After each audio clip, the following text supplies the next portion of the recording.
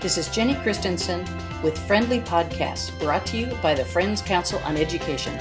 In this podcast, Phyllis Mincer, former Director of Development at Media Providence Friends School, urges us to follow the money. It's really difficult to assume that you can get everything done that you want to get done as a Director of Development in a small shop. Almost impossible. You want to do so much for the school and you have so many ideas and dreams and things, different things you want to follow, but it's nearly impossible to get all that done. We have to understand that there are urgent things in front of us, but we really have to stop. We have to focus on what's important, and what's important for the development office, for the development program, looking 5 years out.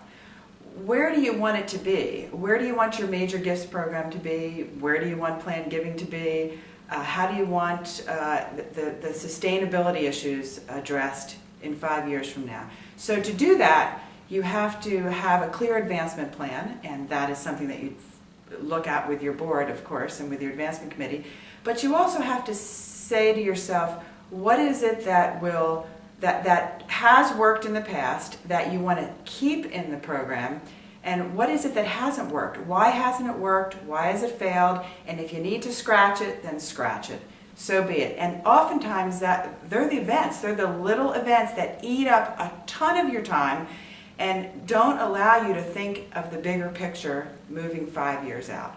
Let's face it, all of us know in a small shop that when it's time to embrace change. And one of the times is when you're spending a ton of time on events and a little bit of time on getting an annual fund letter out. Maybe you get a second annual fund letter out. But if you're not having the time to follow up adequately with your major donors or develop your planned giving program, then that should send up a red flag that says, hold on here. I need to free up my time. I need to get out of my seat. I need to go visit the donor prospects. I need to cultivate. I need to have my head come along with me, or the chair of the board, or the chair of the advancement committee. And I need to thank these donors in person, on the phone, inviting them into the school to be a part of the programs at the school.